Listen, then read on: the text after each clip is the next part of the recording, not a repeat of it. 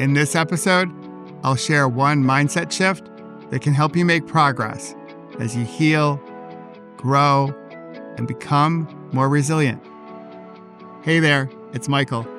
Welcome to Whole Again, a show about helping survivors of physical injury and trauma reclaim their strength and resilience through the wisdom of Kintsugi.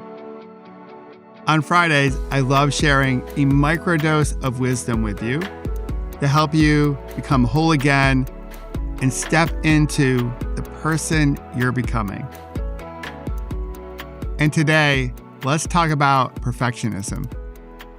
It's something intellectually we all get, that nothing's truly perfect, but we live in a world that wants to filter everything to make it so. And who's to say what's perfect anyway?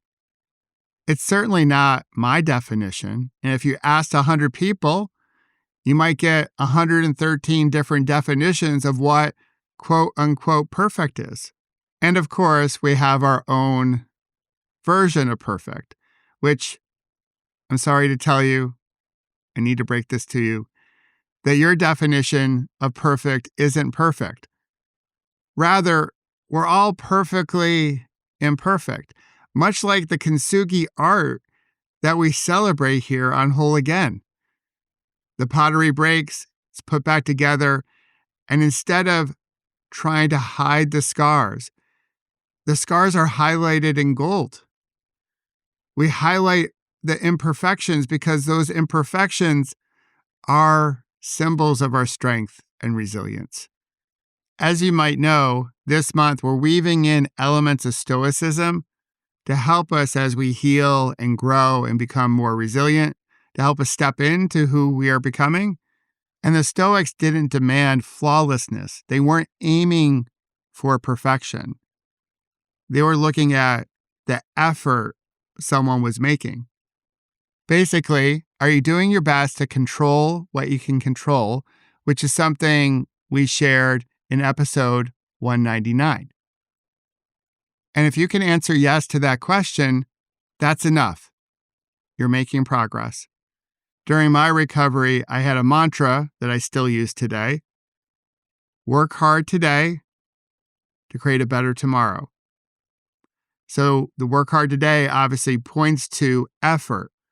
Work hard today on the things that were in my control.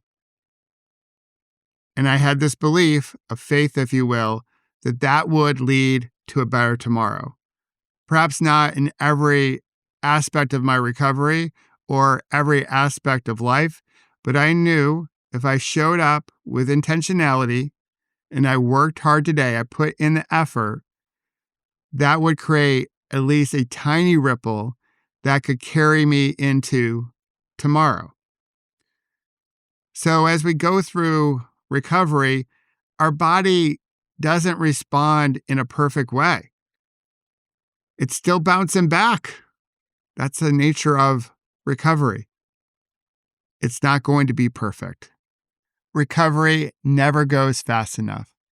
And some days our energy is inconsistent. One moment, we got all the energy in the world. The next moment, we need a power nap just to get through the day. Some days, it's like this. So give yourself grace, which is a topic I'll talk about in future episodes, most likely in the month of May, because I created a whole acronym to guide me through my recovery that I call GRACE. But give yourself grace. You're still progressing. This isn't meant to be perfect. It's meant to be perfectly imperfect, just like the Kintsugi art that we celebrate. So continue to show up. Continue to put in the effort. Know that when you focus in, again, intentionally, on what you can control and put effort towards that, you, my friend, are making progress. So here's the mindset shift that's up for grabs, and I hope you'll take it. Don't let perfection be the enemy of progress. keep showing up, even if it's messy, because messy progress beats perfection every day of the week. Okay, here's another thing that's within all of our control. It's our digital health. And so each Friday, I also like to offer one digital health tip, because our digital health impacts our physical health, our emotional and mental health, as well as our spiritual health. And in a couple weeks, I'm going to share an amazing tool for you that's on my app that's helping people reduce their screen time by 30 to 40%, as well as their pickups. But until we get there, here's the tip for this week. I'll invite you to tap into, if you have an Android phone, digital well-being, or an iOS or an Apple phone, screen time. And very specifically, do not disturb and focus time. Do not disturb and focus time through digital wellness or screen time can help you put up some healthy boundaries. So when you want to focus in on, say, your physical therapy or your rest, or perhaps something at work, you can use all the tools on your phone to help you focus, to help you get things done so you don't waste energy that you could use to help you in your recovery. And these tools are right there for you. So we can take the mindset that we want to use our smartphones, but we don't want our smartphones to use us. We can reclaim our power. We can begin to scroll less and live more as we step into who we're becoming.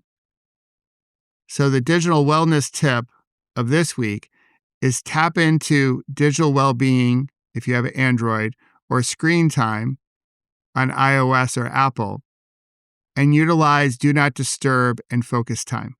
And let me know how it goes.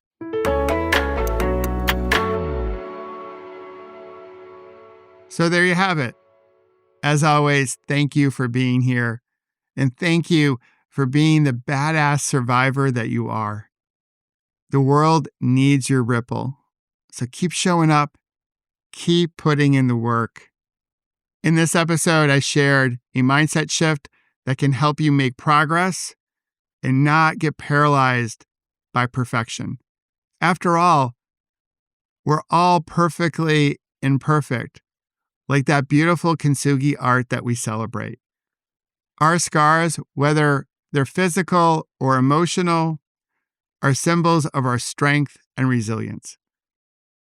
I also shared this week's digital health tip. Utilize digital well-being on Android and screen time on Apple.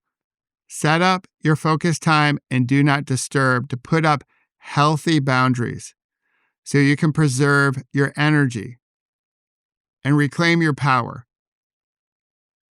And have the mindset that you can use a smartphone, but your smartphone won't use you. Again, thanks for being here. I appreciate you. And if you wish to further enhance your digital health, I'll invite you to take my smartphone wellness check. And you can access it through the link in the show notes, or you can visit my website, which is michaelobrienshift.com. And it's absolutely free, and it will help you scroll less and live more. And of course, I hope you'll join us here on Whole Again every Monday, Wednesday, and Friday and discover how to heal, grow, and become more resilient, and celebrate our scars as golden symbols of strength and resilience. Until then, remember, you can always come back to your breath. You've got this, and we've got you.